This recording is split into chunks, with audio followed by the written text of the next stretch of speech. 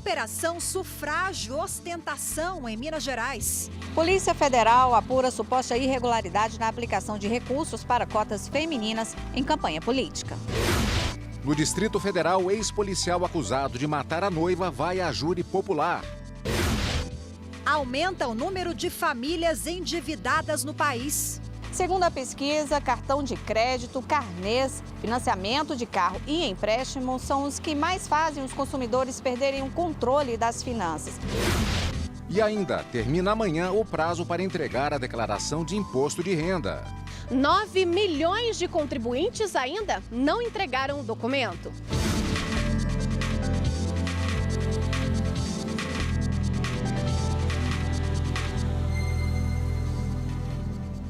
Olá, boa tarde. Boa tarde. A Polícia Federal deflagrou hoje em Minas Gerais a Operação Sufrágio Ostentação. A ação é para esclarecer suspeita de irregularidades na aplicação de recursos para cotas femininas na última campanha eleitoral. E quem tem os detalhes e conversa agora com a gente ao vivo aqui no Jornal da Justiça, primeira edição, é a repórter Carolina Chaves. Boa tarde, Carolina. Boa tarde, Cadu. Boa tarde a todos. Olha, 7 mandados de busca e apreensão foram cumpridos em Belo Horizonte e em outras cidades mineiras. Os mandados foram expedidos pela 26ª Zona Eleitoral de Belo Horizonte e os alvos dessa operação foram a sede do PSL no estado e também gráficas. As suspeitas são de que o partido teria repassado de forma irregular recursos de financiamento a candidatas nas eleições no ano passado, quando o partido local era presidido pelo atual ministro do Turismo, Marcelo Álvaro Antônio. Ele nega e diz que a denúncia tem motivação política. Os policiais apreenderam documentos relativos à produção de material gráfico de campanhas eleitorais. Voltamos ao estúdio. Obrigada, Carol. E começou hoje em Ceilândia, cidade a cerca de 30 quilômetros de Brasília, o julgamento do ex-policial militar Ronan Menezes do Rego. Ele é acusado de matar a ex-noiva Jéssica Lainara da Silva Souza em maio do ano passado. Para o Ministério Público, o crime foi cometido por motivo torpe em razão do sentimento de posse que o acusado tinha em relação à vítima. O Ministério Público também defende que seja qualificado como feminicídio. De acordo com o MP, no dia 4 de maio do ano passado, Jéssica estava em casa quando Ronan chegou e pegou o celular dela. Minutos depois, ele voltou e atirou 3 vezes contra a vítima. Ainda de acordo com a denúncia, o ex-policial fugiu do local e foi à academia de ginástica que a vítima frequentava, onde tentou matar o educador físico Pedro Henrique da Silva Torres. Um capitão do Exército perdeu o posto e a patente por decisão do Superior Tribunal Militar. Ele foi condenado a quase 6 anos de reclusão por vender cartuchos de munição da Força. O ex-capitão era comandante da 2ª Companhia de Suprimento, que fica na cidade de Palmeira, no Paraná. De acordo com o Ministério Público Militar, o capitão se aproveitou de sua posição para desviar e vender estojos vazios de munição do Exército para uma empresa privada, que lhe pagava em dinheiro. Ele foi condenado na primeira instância por peculato furto, com base no artigo 303 do Código Penal Militar, a 5 anos e 9 meses de reclusão. O Superior Tribunal Militar recebeu, então, do Ministério Público Militar uma representação para a declaração de indignidade para o oficialato, uma ação impetrada quando um oficial é condenado a uma pena privativa de liberdade superior a 2 anos. A relatora foi a ministra Maria Elizabeth Rocha. Para ela, o então capitão infringiu os princípios da ética, da moralidade e da probidade castrenses.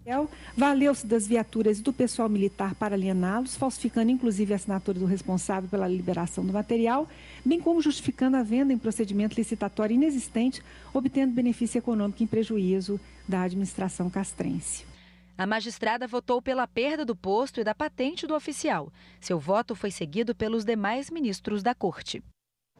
O Conselho Permanente de Justiça do Corpo de Bombeiros Militar do Distrito Federal julgou parcialmente procedente denúncia do Ministério Público e condenou o sargento Fabrício Marcos de Araújo a uma pena de 4 anos de prisão em regime aberto pelos crimes de furto qualificado e atentado contra a viatura.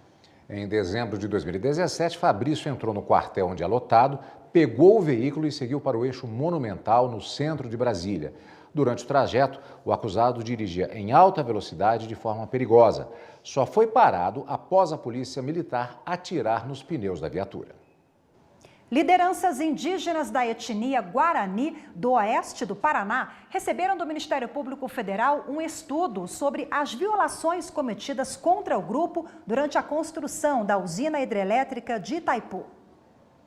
O relatório sintetizado em um livro foi produzido por um grupo de trabalho composto por procuradores da República, antropólogos e peritos do Ministério Público Federal e foi entregue às lideranças indígenas da etnia Guarani do oeste do Paraná pela Procuradora-Geral da República, Raquel Dodge. Nós esperamos que esse relatório ele sirva para iluminar esta realidade difícil que o povo guarani enfrenta hoje, é um conflito presente, permanente, e sirva de base para a atuação que o Ministério Público pode empreender em favor deles e eles mesmos, em favor de sua própria causa.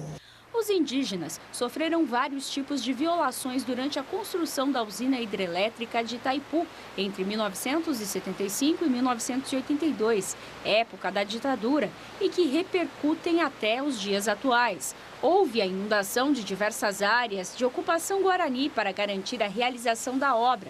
Estima-se que 47 aldeias foram completamente inundadas, 9 delas do lado brasileiro e 38 do paraguaio. A seguir, dívidas. Vamos mostrar qual é a saída jurídica para quem está endividado e não tem condições de quitar os débitos. Quando a dívida é muito maior que os bens e se torna impagável, às vezes o que resta é pedir a insolvência civil.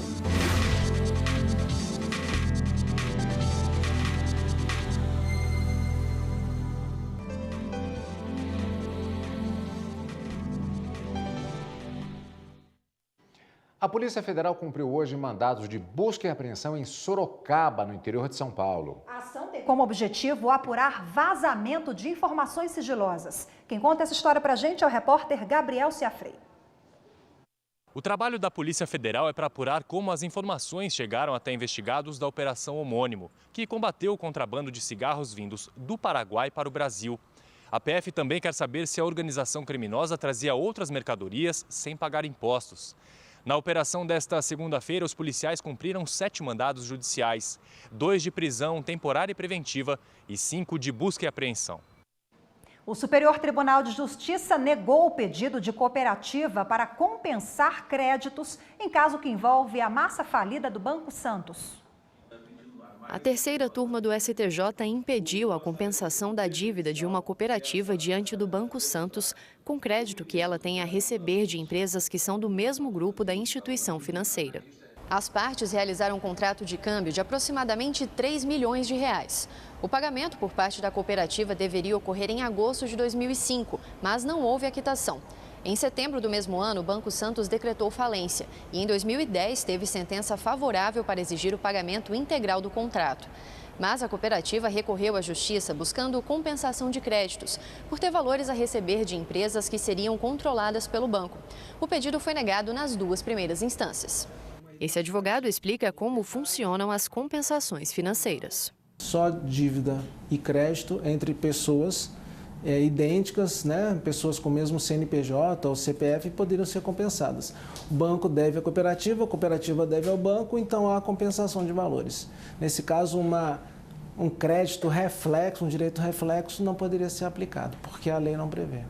Ao analisar o caso no STJ, o relator, ministro Paulo de Tarso Sanseverino, concordou com a definição das primeiras instâncias, considerando que essa compensação não é possível porque o Banco Santos não deve diretamente nenhum valor à cooperativa e, assim, não há reciprocidade entre os créditos alegados. Todos os ministros da terceira turma seguiram o voto do relator, negando o pedido da cooperativa.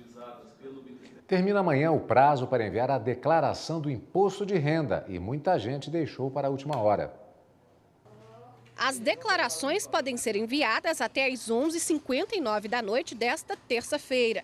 Pelo menos 9 milhões ainda não foram registradas. Mas a Receita Federal está otimista. A expectativa é de que mais de 30 milhões de contribuintes entreguem o documento dentro do prazo. Quem perder o prazo paga multa de, no mínimo, R$ 165,74, que pode chegar a 20% do valor do imposto devido pelo contribuinte. Quando nós pensamos sempre em débitos com a Receita Federal, não podemos esquecer que esses débitos são sempre corrigidos pela Selic. Então, em média, né, se levarmos 4 ou até 8 anos, nós podemos duplicar o valor desse débito. A declaração de imposto de renda é obrigatória para todos que tiveram rendimentos tributáveis de mais de R$ 28.559,70 ao longo de 2018. O segredo, para não ter problemas com o leão, é separar os documentos no decorrer do ano. Procurar um contador para obter uma orientação mais adequada, juntar os documentos que comprovem recebimento, rendimento. Se ele não encontrar todos os recebimentos, ele com certificado digital consegue acessar o site da Receita Federal e saber quais empresas declararam valores que foram pagos a ele e procurar principalmente despesas médicas e gasto com instrução dos seus dependentes. Junto à Previdência Social, quem for aposentado, e junto à Previdência e bancos para você obter o informe de rendimentos das suas operações bancárias. Quem tem imposto devido pode ainda contribuir para fundos sociais. Até a data limite para a entrega dos dados, os contribuintes podem destinar 3% do imposto de renda aos fundos de direitos da criança e do adolescente. Ele entra na declaração, escolhe o fundo municipal, estadual ou federal e faz essa doação. O programa vai gerar um DARF que ele tem que recolher até 30 de abril. Importante dizer que isso é uma doação que ele tira do imposto, portanto, para o declarante é sem ônus. Aumentou o número de famílias endividadas no país. E o cartão de crédito segue como grande vilão das contas. É o que aponta uma pesquisa da Confederação Nacional do Comércio. 62% das famílias brasileiras estão endividadas. Foi o que apontou a pesquisa da Confederação Nacional do Comércio, que ainda mostrou que em março deste ano o percentual é 1,2% maior que março de 2018. De acordo com a pesquisa, o percentual das famílias que se declararam muito endividadas e pouco endividadas em março deste ano aumentou em relação a fevereiro de 2019. Já o percentual das que disseram que estavam mais ou menos endividadas diminuiu, mas mesmo assim o número foi maior que o mesmo período de 2018. Muita gente se enrola principalmente com o cartão de crédito. A gente acaba usando ele como uma saída para falta de dinheiro, aí acaba se enrolando um pouco, chega no mês seguinte está fora de controle, está cheio de gasto. O juros de cartão de crédito está muito alto, né? Aí é difícil de manter. Segundo a pesquisa, cartão de crédito, carnês, financiamento de carro e empréstimo são os que mais fazem os consumidores perderem o controle das finanças. E quando a dívida é muito maior que os bens e se torna impagável, às vezes o que resta é pedir a insolvência civil. A pessoa vai ao judiciário, então ou o judiciário declara a insolvência civil dela, ou ela pede para o judiciário declarar, aí o judiciário nomeia um curador, um administrador para essa pessoa. Esse administrador vai fazer uma avaliação do patrimônio dessa pessoa para determinar se ela realmente é insolvente ou não. Se ele entender que ela é insolvente, o que ele vai fazer? Ele vai catar, ele vai coletar todo o patrimônio que essa pessoa tem, tudo que for penhorável. Isso não necessariamente inclui a casa que ela mora, que é um bem de família, mas todo o resto ele vai coletar e vai distribuir de acordo com o plano entre os credores.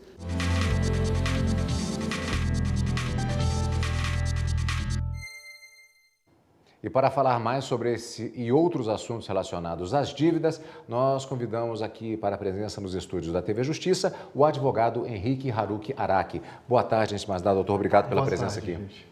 Doutor, insolvência civil, falência e outros dispositivos, são todos faces diferentes da mesma moeda, que embora tivesse só duas, mas podemos ter, no caso, diversas facetas. É tudo da mesma coisa, ou seja, devo, não nego, pago quando puder. É mais ou menos isso. O que acontece é o seguinte, o direito ele vai tentar dar uma possibilidade para que o devedor possa organizar, né, a sua vida. Tanto a falência quanto a insolvência civil, na verdade, elas são formas de execução coletiva de um crédito. Para evitar, por exemplo, que um credor consiga receber o dinheiro e o outro credor não, só pelo fato dele ter chegado primeiro. Isso é uma forma, inclusive, de você conseguir, por exemplo, um credor que não tenha tantas condições do que um outro credor qualificado, como, por exemplo, um credor trabalhista, ele só vai ficar sabendo que uma empresa está em dificuldade financeira ou que um devedor está em dificuldade financeira depois, quando ele começar a não receber. Outros credores mais qualificados, como bancos, eles têm instrumentos melhores para poder apurar isso. Então, tanto a insolvência civil quanto a falência são, sim, faces da mesma moeda para resolver um problema. Qual o problema? De uma insolvência irrecuperável, seja do empresário na falência, seja do não empresário na insolvência civil. Como é que funciona isso? É uma espécie de conciliação entre as partes? A dívida fica zerada ali? Ou ele, em algum momento, quando ele se recuperar, ele vai precisar pagar? É uma espécie de recuperação judicial da pessoa física? Mais ou menos. No caso da insolvência civil, o que acontece é o seguinte. O devedor, ele vai confessar seja confessando por uma autoinsolvência, seja por uma sentença condenando ele na insolvência civil, o que vai acontecer é que o juiz vai nomear um administrador judicial na falência e um síndico na insolvência civil para que ele assuma o controle do patrimônio penhorável do devedor. Então é uma coisa bem agressiva, não é um movimento muito tranquilo, não é conciliação. Na verdade é o seguinte, quando a gente chega na insolvência civil mesmo, é o reconhecimento de que o devedor não consegue mais sair do buraco financeiro onde ele está. E ele vai precisar seguir os parâmetros legais para pagamento dos credores. Agora, doutor, qual é a situação em que a pessoa ela já deve partir para isso? Porque vimos ali dívida de cartão de crédito, contas de luz, etc. Estamos numa realidade que muita gente está assim. Não significa que qualquer pessoa nessa situação agora já vai sair procurar um advogado e se declarar como insolvente. Não é bem isso. Qual é o parâmetro para se calcular isso? Vamos lá. Como é que funciona, gente? Dever dinheiro não é crime, não é errado dever dinheiro. Isso é uma consequência da vida em sociedade. Às vezes você pode ficar inadimplente por um período, às vezes você pode estar com apenas um problema de fluxo de caixa, mas você sabe que dali a 2, 3 meses você vai conseguir resolver. Nesse caso, é comum e é absolutamente recomendável que você simplesmente negocie com seus credores, evidentemente, se estiver dentro de uma situação controlável. Agora, se o seu nível de endividamento supera a sua capacidade de pagamento imediata, ou seja, a menos que você ganhe na loto ou receba uma herança muito grande, o seu fluxo de caixa, o seu salário, o seu fluxo de dinheiro entrando, não vai ser suficiente para pagar, vamos dizer, os acessórios da dívida e o principal. Nesse caso, talvez a mera negociação com os credores não vai ser suficiente. É preciso de uma coisa um pouco maior. Você deve, de fato, reconhecer que a sua insolvabilidade é insanável e agora você vai precisar do auxílio do judiciário para poder resolver essa situação. Doutor Henrique, quais são as consequências jurídicas para aquele cidadão que está inadimplente? Olha, o inadimplente, ele sabe que ele descumpriu um contrato. E se ele descumprir um contrato, seja totalmente ou seja parcialmente, o credor, a outra parte contratual, ela pode buscar o auxílio do judiciário para que ele adjudique o direito para ele, ou seja, cobre judicialmente essa questão. Se ele não tiver patrimônio penhorável suficiente para pagar essa dívida, essa execução vai ser frustrada. E aí fica ao critério do credor se ele vai dar sequência numa execução coletiva ou se simplesmente vai declarar o crédito como perdido. Mas a dívida prescreve, né? Em 5 anos não tem um prazo assim? Como é que funciona? Lato sensu, tá? A dívida realmente, a maioria das dívidas prescrevem em 5 anos. O que significa prescrever? Não é que a dívida desaparece. Eu só não posso cobrar ela judicialmente, o que na prática acaba sendo a mesma coisa. Então o que acontece é o seguinte, uma vez ajuizada uma ação de cobrança ou uma execução judicial, a prescrição ela é interrompida, então não conta o prazo. Então não é com a ação ajuizada, aquele prazo que ela vai tramitar ali não conta para fins de prescrição, é somente quando ela é extinta. Porém, com a insolvência civil e com a falência, mutatis mutandis, com a insolvência civil, o que acontece é o seguinte, quando o síndico, ao arrecadar toda a massa insolvente, ele descobre que não tem mais bem penhorável, aquele processo perde a razão de ser. E aí ele declara isso para o juiz e fala assim, olha, esgotei a massa insolvente, eu preciso que pode extinguir a insolvência civil. Extinguida a insolvência civil, aí começa a contar esse prazo de 5 anos. E depois de 5 anos, todas as dívidas são prescritas e o devedor tem uma chance de começar do zero. Bom, okay. O assunto não se esgota, mas o tempo, infelizmente, sim, né, Rafaela? Doutor Henrique Araque, muito obrigada mais uma vez. Boa tarde. Boa tarde. Boa tarde. E no próximo bloco, mais de 1.600 cidades brasileiras ainda não têm coleta seletiva de lixo. O Brasil avança na quantidade de lixo produzido e dá passos curtos na separação dos materiais.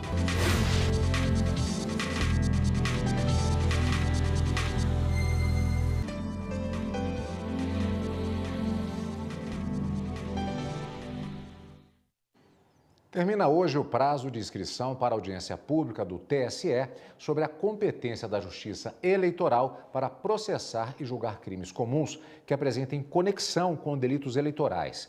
Saiba como participar na reportagem de Raquel Vargas. A data está marcada. No dia 3 de maio, o TSE vai abrir as portas para a audiência pública, convocada pelo grupo de trabalho coordenado pelo ministro Og Fernandes.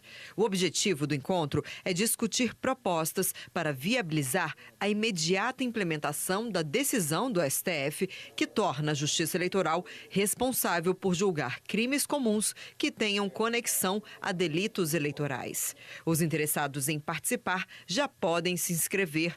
A data limite é 29 de abril. Para isso, acesse o portal do TSE e clique em Serviços Judiciais. Em seguida, escolha a opção Audiências Públicas e o link para inscrição estará disponível. É importante que o interessado em participar explique a pertinência da sua presença em relação ao tema. Estudiosos, acadêmicos e integrantes da comunidade jurídica podem ainda contribuir com o debate enviando sugestões por e-mail. O endereço é sugestões@tse.jus.br. O grupo de trabalho tem 60 dias para apresentar as propostas sobre o tema. Além do ministro Og Fernandes, compõem o GT o ministro Carlos Orbach como coordenador substituto, o juiz auxiliar da presidência do TSE, Fernando Melo, o presidente do TRE do Rio de Janeiro, desembargador Carlos Santos Oliveira, e o corregedor do TRE de São Paulo, desembargador Valdir Sebastião de Nuevo Campos Júnior. O Brasil avança na quantidade de lixo produzido e ainda dá passos curtos na separação dos materiais, como determina a Política Nacional de Resíduos Sólidos. É o que mostra um estudo da Associação Brasileira de Empresas de Limpeza Pública e Resíduos Especiais. A população mundial aumenta a cada ano. Isso traz vários impactos sociais e ambientais. Na mesma velocidade que esse número cresce, aumenta o volume de lixo gerado. Em 2017, o brasileiro gerou mais de 78 milhões de toneladas de lixo. É uma montanha de resíduos a perder de vista. Mas o problema maior não é esse. Segundo um estudo feito no mesmo ano pela Associação Brasileira de Empresas de Limpeza Pública e Resíduos Especiais, a ABRELP, em 1.647 cidades não havia coleta seletiva. Ou seja, o Brasil avança na quantidade de lixo produzido e dá passos curtos na separação dos materiais, como determina a Política Nacional de Resíduos Sólidos. A Lei 12.305 de 2010 tem como um dos objetivos reduzir o número de resíduos gerados e acabar com os lixões. Ela prevê que o correto é que isso aconteça dessa forma, ou seja, evitar o lixão, evitar lixo jogado por aí e que esses materiais, os reaproveitáveis, sejam efetivamente utilizados aí numa reciclagem. Para o advogado, embora a legislação seja um grande avanço ambiental para o Brasil, ainda falta uma política econômica que possa dar suporte aos municípios. Não adianta só dar dinheiro para a prefeitura fazer um aterro se depois ela não tem como operar esse aterro. Então é preciso dar economicidade a esse processo, de forma que se consiga fazer, porque senão não adianta construir 5.500 aterros sanitários no Brasil, um por município, e depois fica lá abandonado e ter o lixão do lado. Uma iniciativa do Serviço de Limpeza Urbana do Distrito Federal para evitar o descarte incorreto de resíduos. É o Papa Entulho. Foram criados pontos de entrega voluntária para pequenos volumes de lixo gerados pela população. São materiais de obras, móveis velhos, restos de poda. e até óleo de cozinha. A população tem que vir até aqui para entregar esse material. A gente recebe sem nenhum custo. Tem a equipe aqui para ajudar a fazer a retirada, a descarga e colocar no local correto. Quem vive no Distrito Federal não tem mais desculpa. São 9 pontos de papa-entulho, que funcionam de segunda a sábado.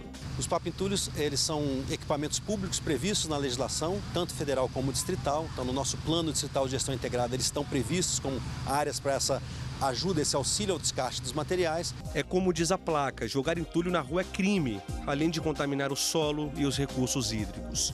O Serviço de Limpeza Urbana coleta por mês cerca de 30 mil toneladas de entulhos da construção civil.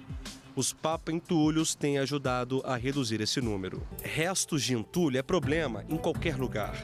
Foi pensando nisso que a companhia urbanizadora da nova capital do país, a Nova Cap, decidiu reciclar o material que sobra de obras. Economia para os cofres públicos e, de quebra, ajuda a preservar o meio ambiente. Tudo que chega passa por uma triagem. Ferro para um lado, o que sobrou vai parar na máquina de reciclar entulho. Caiu aqui dentro? Num passe de mágica se transforma em areia, brita ou pó de brita. O material reciclado é usado como matéria-prima na fabricação de meio-fio, tampa de boca de lobo, calçadas, bancos e mesas de praças. É a estimativa que nós estamos já, desde do piloto até agora, que nós temos condições de economizar em torno de 950 até R$1 milhão por ano, reutilizando esse material. E o mais importante que isso é que o meio ambiente, na verdade, que agradece, uma vez que esse material não está poluindo o meio ambiente. O Jornal da Justiça fica por aqui. Obrigado pela companhia, boa tarde e até amanhã. Outras notícias do Poder Judiciário você confere às 18h30 no Jornal da Justiça, segunda edição. Tchau, tchau.